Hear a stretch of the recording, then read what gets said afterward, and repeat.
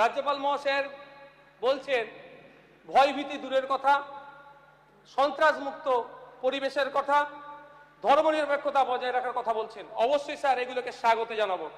আমরা চাই সংবিধান মেনে রাজ্য কার্য পরিচালনা করুক, কিন্তু এটা বাস্তবে হচ্ছে কোথায়? এই সরকার শুরু হতেই না হতে রাস্তায় বুলডোজার নামিয়ে তিলজলা থেকে তারাতলা তা উচ্ছেদ নেমেছে। শুধু স্যার হকার নয়, সমাজের গরিব, নিম্নবিত্ত, নিম্ন মধ্যবিত্তদের উপরে যেভাবে নির্বিচারে বুলডোজার চলছে, একদিকে আদালতের গাইডলাইনকে অমান্য করে, অপরদিকে সরকারের ন্যূনতম যে প্রোটোকল, যে পরিকাঠামো আছে সেটাকে তোয়াক্কা না করেই দোকান ঘর গুমটি নির্বিশেষে বুলডোজার চালাচ্ছে। ফলে তাদের রুজিরুটি, বাসস্থানের সংকট দেখা দিচ্ছে। এটা কতটা স্যার নৈতিকতার মধ্যে পড়ে? রাজ্যপাল মহাশয় তার বক্তব্যে উল্লেখ করেছিলেন সুনীল অর্থনীতির কথা, অর্থাৎ ব্লু ইকোনমির কথা। প্রধানমন্ত্রী মৎস্য যোজনার অধীনে এই ধরনের অর্থনীতিকে শক্তিশালী করা হবে, মৎস্যজীবীরা উপকৃত হবেন। অবশ্যই আমরা যারা এখানে হাউসে উপস্থিত হয়েছি প্রত্যেকটা সেক্টরের মানুষের উপকৃত হোক সেটা চাওয়ার জন্য।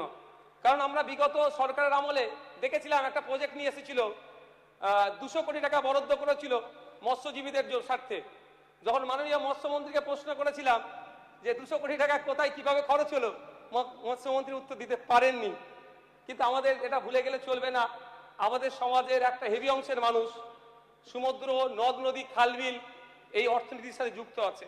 কিন্তু প্রশ্ন স্যার থেকে যায়, এই সুনীল অর্থনীতির কথা বলা হচ্ছে, এটা কাদের জন্য?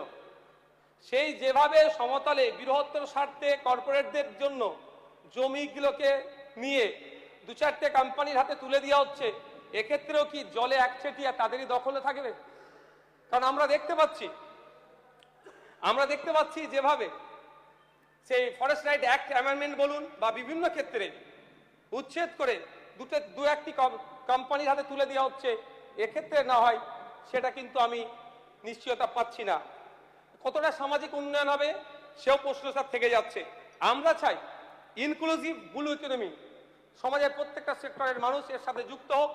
বিশেষ করে গরিব, মধ্যবিত্ত, ক্ষুদ্র, মাঝারি যারা ব্যবসায়ী আছে এই ইকোনমির পার্ট হোক, এই বড় প্রজেক্টের পার্ট হোক, আমরা স্যার চাই।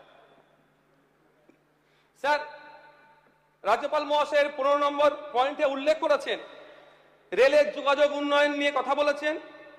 আমরা চাই আমাদের রাজ্যে রেলের সম্প্রসারণ হোক, পরিকাঠামোর উন্নয়ন হোক, এ বিষয়ে আমাদের কারো দ্বিমত নয়, এগুলিকে অবশ্যই স্বাগত জানাই।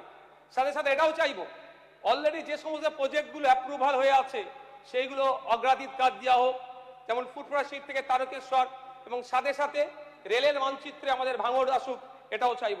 তবে একটা কথা স্যার, রেলের সাথে সাথে হকার স্যার সম্পৃক্ত হয়ে আছে। অবশ্যই কোনো বড় প্রজেক্ট করতে গেলে সেক্ষেত্রে কিছু হকারদেরকে সরাতে হবে, কিন্তু স্যার তাদের উপযুক্ত পরিমাণে ক্ষতিপূরণ এবং পুনর্বাসনের ব্যবস্থা করেই তাদেরকে সে জায়গা থেকে রিমুভ করা হোক, এটাও স্যার আমরা চাইব। স্যার রাজ্যপাল মহাশয় তার বক্তব্যের 21 নম্বর পয়েন্টে বিদ্যালয় শিক্ষার কথা বলেছেন এবং বিদ্যালয় শিক্ষাকে শক্তিশালী করতে PM শ্রী প্রকল্পের কথা বলেছেন। অবশ্যই আমরা এটাকে স্বাগত জানাবো।